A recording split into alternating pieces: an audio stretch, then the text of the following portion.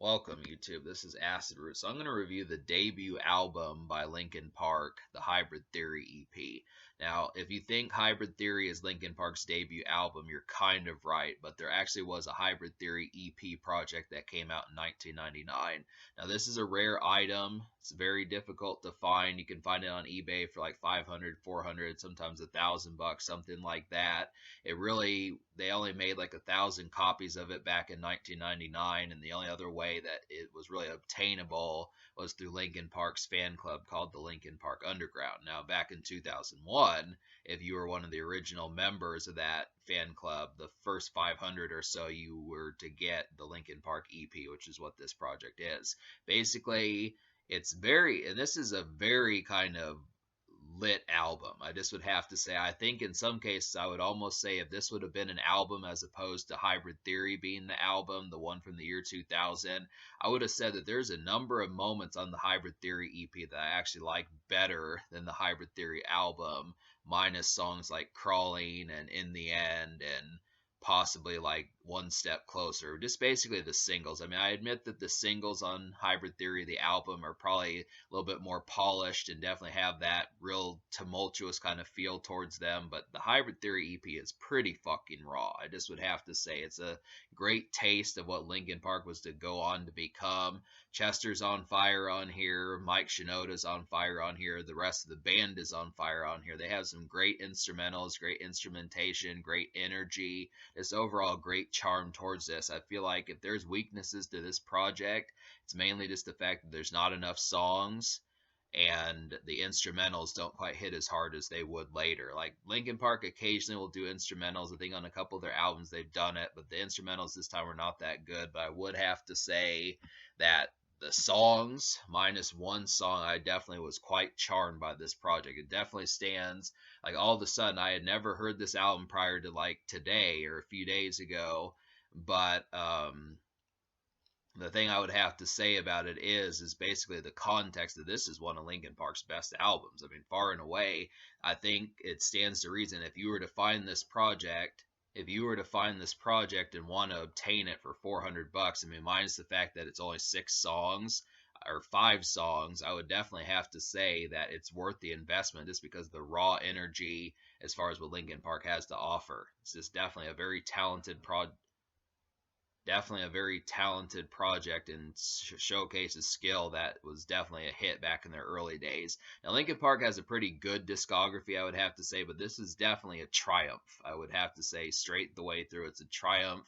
And if I would say $400, maybe if it were like $80 or something like that, if it was like an eighth of the price or like a fifth of the price that it actually is going up for sale on eBay, I'd say it's pretty much worth the investment. But it's expensive, but the concept of it is it's a damn good project. Linkin Park has a great legacy. So I'm gonna go ahead and talk about some of these songs I recommend. There's 6 songs on here.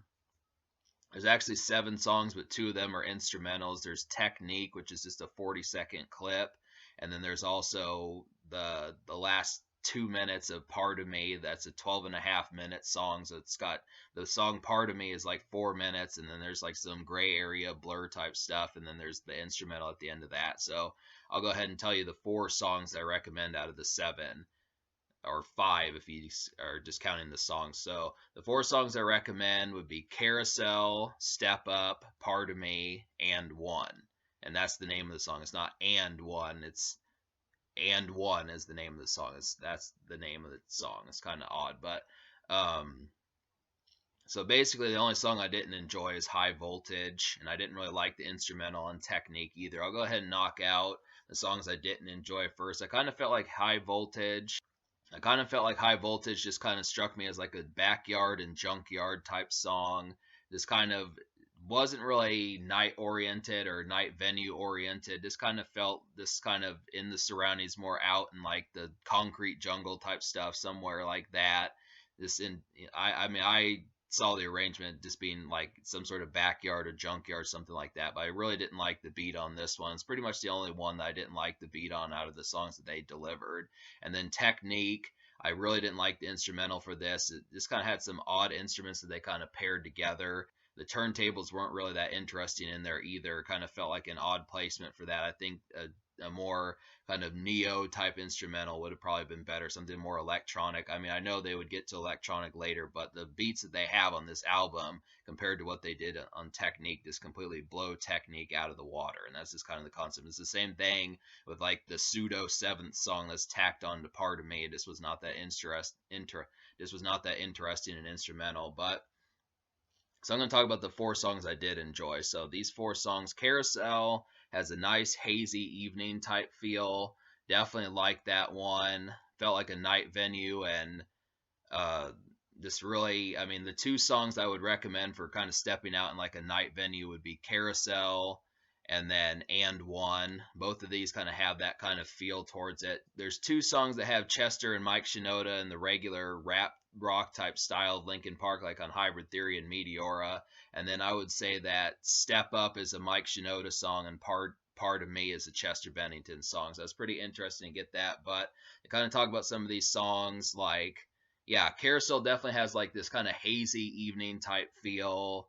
And I really like Chester's hook on this song. This was a real night venue kind of this awkward kind of distorted kind of energy towards this song. I just really felt like it was really hazy and really felt like something at like 7:45 in the evening when the skies are like pink and purple and that type of stuff. Just really felt like a nice kind of grind, kind of just got off work. If it's July, it's like the weather's cool and your brow's sweaty type stuff. Just kind of this nice cool weather and that type vibe, and it's kind of a nice backyard party, that sort of feel. I really like Carousel. Step Up had a really brilliant beat. I was actually impressed with Step Up the most on this album. I wasn't expecting that because I typically go for like the night venue type songs on projects nowadays. But I really felt like the beat on Step Up was pretty damn ghoulish. It definitely reminded me of something from Cypress Hill's Temples of Boom. Cypress Hill 3 from 1995, Temples of Boom. It definitely had a real gloomy and kind of just eerie kind of beat that just really reminded me of Cypress Hill from back in those days. And it just felt like a downstairs kind of party. Really felt like something Wu-Tang would kind of do too. It kind of felt like an East Coast kind of haunting and kind of Temples of Boom type vibe. Just real kind of kinetic energy, and really almost kind of felt G-Funk in a way. But it's really interesting for Linkin Park to do that. And they have, after the two verses, they have this really kind of like manic kind of interlude that really has some great energy on there. I really appreciated that. It just really felt like something that could give you goosebumps and that type stuff. I felt like Part of Me really was like a high octane type song. Definitely had more energy than Carousel. Felt like a backyard party. Had a real nice energy towards it and that sort of thing. This real kind of electric type feel, and kind of similar to some of the stuff off the Hybrid Theory album from the year 2000. I would definitely have to say. So it's pretty good to kind of get that. It's a typical rap rock type song, but I really appreciated it. And then And One is very similar to Part of Me also, just a little bit more moody and more kind of in a night venue sense, where I felt like Part of Me was more of like a backyard party type song, but this one's kind of more at a night venue. It's just a real moody song, and you'll notice that as it starts to carry on. It really, after the first two verses, it gets kind of moody like that, and Chester does a real great job on there. So it's just kind of the energy on those songs. I mean, the energy on these songs were just great. I just feel like they captured like a certain poignancy where you kind of feel it along with them. The emotions that they convey and the distribution to how they emit their energies is very infectious. And I kind of feel like that's kind of the concept about it. These songs have an electric energy that I don't remember getting that kind of vibe from Hybrid Theory, Meteor, and some of those. And it's not to say that those albums are not electric in their energy, but these just have like an extra kind of pungent kind of bite in terms of just like the sort of mood that they have and the moodiness that it kind of went with. And it just kind of has like an extra kind of raw energy that's just not, they kind of calmed down a bit with songs on Hybrid Theory, the album. Like Crawling was good, but the energy was just more polished. And it's the same thing with In the End. It has a really great instrumental, In the End does, but it's not quite as ferocious of energy as he gets on the Hybrid Theory EP. And some of the singles, One Step Closer, was kind of like that too. And then there was another one like Paper Cut or something like that, where the energy on those are just more polished and kind of straightforward, and they had more refinement. But these just have like a real kind of intense kind of bite that just really delivers on something that's just unexpected for Linkin Park this early in their career.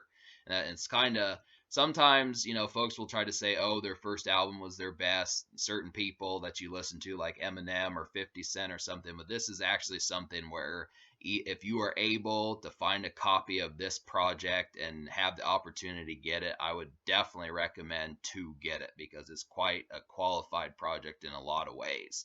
It just really relatively happens to kind of be a thing. It's a real kind of outstanding work, and the only song I really didn't connect with on here was just High Voltage. I mean, I wish that the instrumentals would have been a little bit better, but for the most part, 4 out of 5 songs were basically some of Linkin Park's best. The only other weakness to this project I can think of is just the fact that it didn't have a single. I mean, I would have liked to have wondered which of the 5 songs would have been the single for this project, but it is a really intact demo project, so that's definitely kind of the thing. So I'm gonna give this album me liking 4 out of 5 songs, or 4 out of 7 if you count the instrumentals. Me liking 4 out of 5 basically. I'm gonna give this album an 8.5 out of 10. This EP an 8.5. It just is that good. I mean, Linkin Park really knocked these songs out of the park. Their energy is great. It's intact. Chester and Mike Shinoda and the band do great on here. It's got some real ferocious bite, and the only real weakness to this project is just it's kind of expensive and tough to obtain. So that's just kind of the project, but it is worth getting. I mean, if you get it, I definitely feel like it's just got that extra kind of energy of something that gives off, like, minus like Hybrid Theory and just bits and pieces. Like, I'd recommend the Mall soundtrack also, but just kind of pick and choose with what you want to sift through in the Linkin Park catalog. But this is definitely something that is worth investing in. So that's kind of the concept. But the social score, I'm going to give like a 9 out of 10 to the social, just because, I mean, despite the fact that it didn't have a single, I would still have to kind of say that the energy on these songs really has like some manic energy, and this is great for stepping out. And I just think that that's kind of the concept about it. I would have liked the instrumentals to have been a little bit better, but most of these songs have a lot of bite and kind of feral energy that just works pretty damn well. Great for nights out, great for kind of that night venue type feel, great for basement kind of downstairs kind of parties, great for backyard parties, great for just moodiness and the eeriness of this project. They retain their kind of moody and kind of sulky kind of energy on this album, so it's definitely good to see that. Just great feels, just definitely the vibes on this album are very intact, and Linkin Park really had a very poignant bite with the moods that they give off on this project. It's infectious. So yeah, in terms of the future, like, Linkin Park is done. I've got one more project to review, and that's Mike Shinoda's Post Dramatic, which is basically the denouement to the Linkin Park catalog. But I do like the fact of being able to say that this is a high quality project, and it was good. It was good. I'm glad I invested in this. Definitely worth it. So just stay tuned for a little bit more Linkin Park. But for the most part, I would just go through the playlist, watch all these Linkin Park reviews, and see what you think, and just invest in some of these.